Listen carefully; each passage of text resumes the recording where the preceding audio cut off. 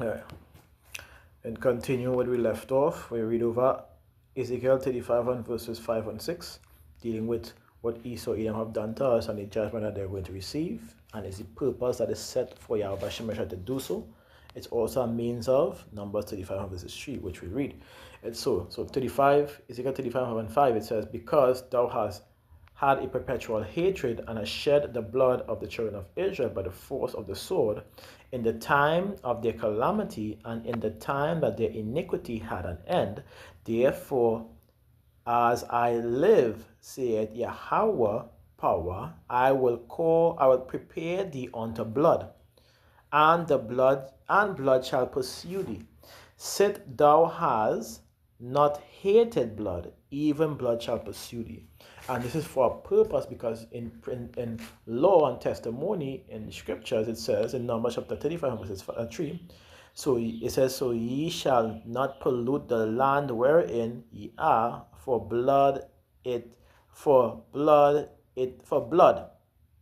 defile the land, and the land cannot be cleansed of the blood that is shed therein, but by the blood of him that shed it. And scriptures made very much clear that these people has slayed us. Let's get that precept in Psalm 79 and verses, I believe it's 1 to 3. Yep. I read it. It says, Psalm chapter 79 and verses 1, it says, O power, the heathen are come into thine inheritance, thy holy temple. It says, thy holy temple have they defiled. It says, they have laid Jerusalem in on heaps.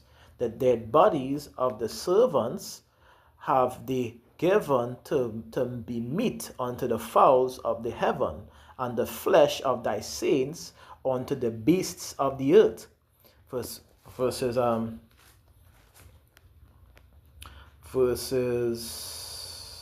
3, it says, and their blood have they shed like the water round about Jerusalem, and there was none to bury them. See that? So this is what they have done against who? Our people, the children of Israel. And in the same manner, because our blood was shed on the land by these heathens, in the same manner and mindset, their blood are going to be shed on the land, which is going to be used as mentioned here, right? The land cannot be cleansed of the blood that is shed therein, but by the blood of him that shed. So this is how the land is going to be cleansed.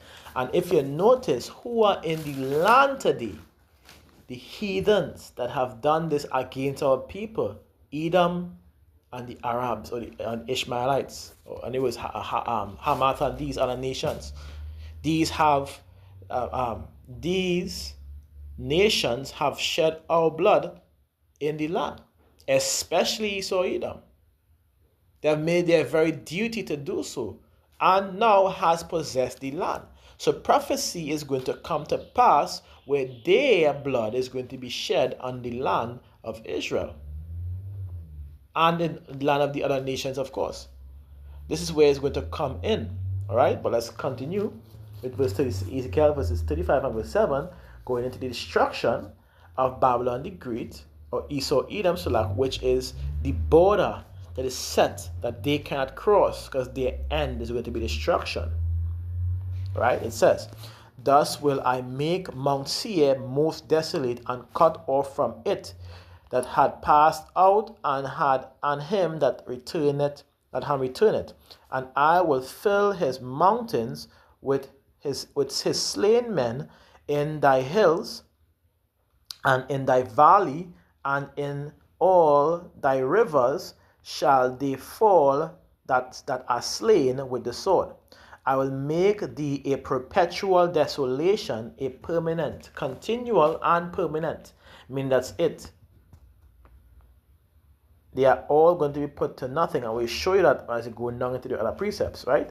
It says, and thy cities shall not return, and ye shall know that I am Yahweh, because thou hast said, these two nations and these two countries shall be mine, and we will possess it. Whereas Yahweh was there, which is what? The land of who?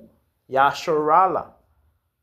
Therefore, as I live, saith Yahweh, power, I will even do according to thine anger and according to thy envy, which thou hast used out of thy hatred against them, and I will make myself known among them.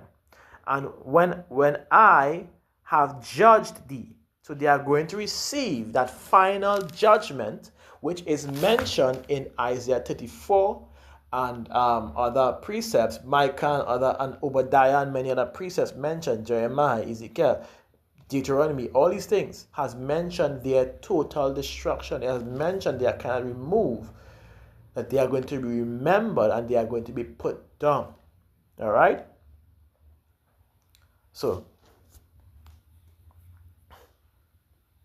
it says, and thou shalt know that I am Yahweh, and that I have heard all thy blasphemy which thou hast spoken against the mountains of Israel, saying, they are laid desolate, they are given us to consume.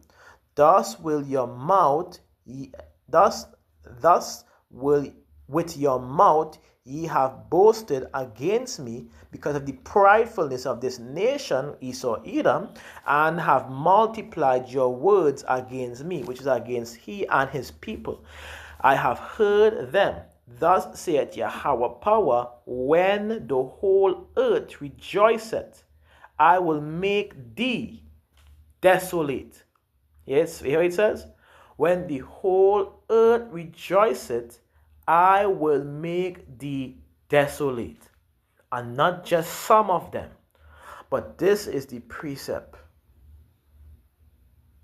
This is the core precept that matches up with even Obadiah springing about the prophecies of these nations going to be put down, that you and nobody else can deny.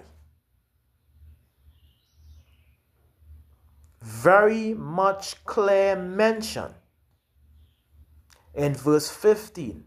As thou did rejoice at the inheritance of the house of Israel, because it was desolate, mentioned in Obadiah. Let's read that. Pause. All right. Obadiah chapter 1, and I believe it's verses 11.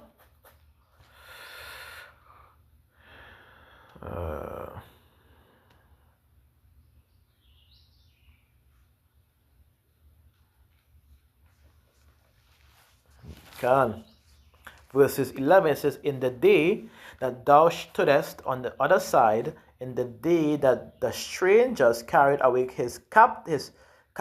carried away captive his forces, and the foreigners entered into his gates and cast lots upon Jerusalem, even thou wast as one of them, because they also partake, but thou shouldest not have looked on the day of thy brother, in the day that he became a stranger, neither shouldest thou have rejoiced over the children of Judah in the day of their destruction, neither shouldest thou have spoken proudly in the day of distress. Thou shouldest not have entered into the gate of my people in the day of their calamity. Yea, thou shouldest not have looked in their affliction in the day of their calamity, nor have laid hands on their substance in the day of their calamity. Neither shouldest thou have stood in the cross way to cut off those of his that did escape. Neither shouldest thou have delivered up those of his that did remain in the day of distress. For the day of Yahweh is near upon all the heathens, as thou hast done it shall be done unto thee. Thy reward shall return upon thine own head. And it's displaying or demonstrating that exact reward as mentioned with that total annihilation. Because notice what it did. As though it reminded him. It's reminding us also, as thou didst rejoice at the inheritance of the house of Israel, because it was desolate, showing the explanation mentioned. So will I do unto thee, thou shalt be desolate, O Mount Seir, and all Idumeans, even all of it, and they shall know that I am Yahweh. Let's get that precept in the NLT that we're not playing today.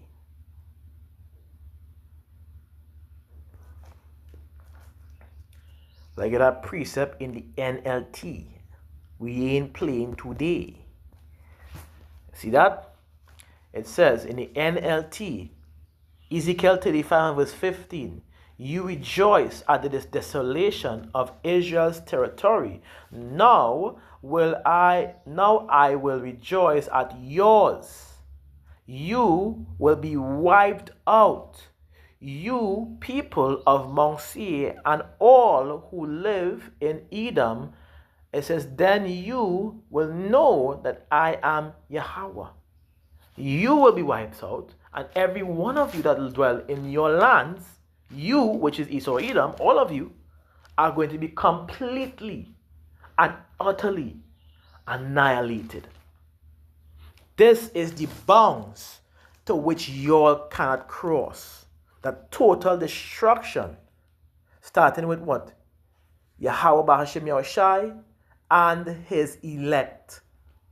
This is the bounds that you cannot cross or remove from, that you cannot hide yourselves from, because they, the elect, are coming to find you, and they are going to find you.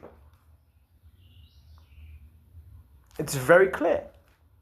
It's an undeniable fact at this point in time. Let me get a lovely precept also to add to that, because it says very clear. I believe it's the end of them. No, let me read it. I hope it's this. The precept we're looking for, the ends thereof is a flame of fire to destroy them. Right? That is it here. Perfect. The congregation of the wicked is like a tow wrapped together, and the end of them is a flame of fire to what? Destroy them. Verse 10, it says, the way of sinners is made plain with stones, but at the end thereof is the pit of hell. Nothing but destruction, complete and utter annihilation unto them. That's their lot. That's their portion. They can't escape it, nor can they change it. Because who can stand against the power of the Heavenly Father Yahweh, that formed and that planned and plot everything to his will, which is his script? Who can change the outcome? Not one. Deuteronomy chapter 32 and verses 39 remains there with that confirmation. See now that I, even I am he, and there is no power with me. I kill and I make alive. I wound and I heal. Neither is there any that can deliver out of my hand. So none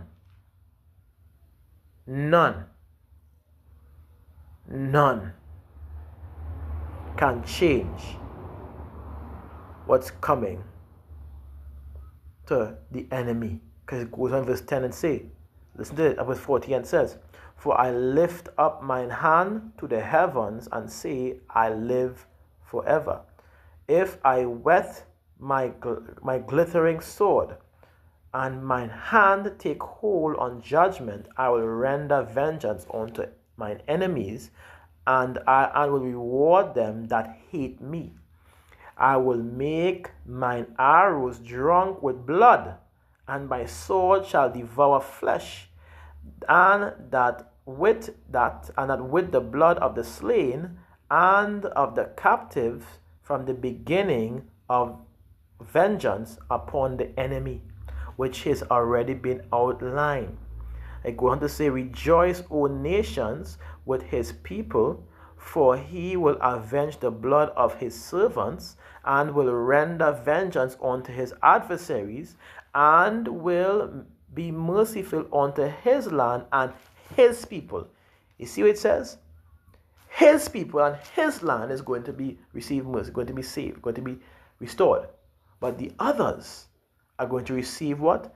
Vengeance. Especially Esau, Edom. So this is their borders going back into Job chapter 14 and verses 5, which they cannot cross. Seeing his days are determined.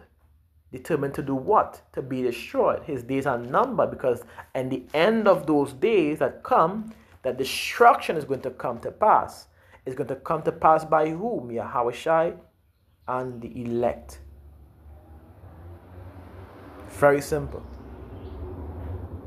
Which we see is transpiring, and the plans are turning in its point to become complete. So soon after, there are going to be total annihilation with these wicked nations against our people, and the total our people for their wickedness too.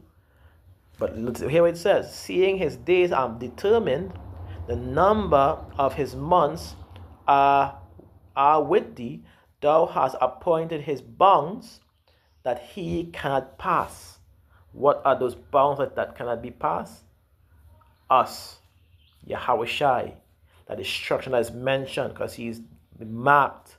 He's the vessels of wrath fitted. He's designed for that destruction to take place against him. That's his lot.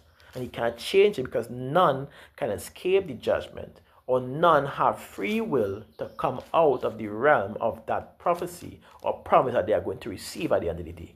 So I hope this lesson is edifying. I will say Shalom Yasharala. Kal Halaliam Yahweh Bahasham Yahweh Shai Bahasham Rekakodash. We give double honor to the apostles and prophets and elders of JMS Camp, better known as Great Millstone, for the bring forth the 100% truth that I be currently edified under. Shalom to the elect, the tabernacle of David, and I am a brother to Zaria. Kazak from HOY, Heralds of Yahweh Shai, saying to you, Shalom.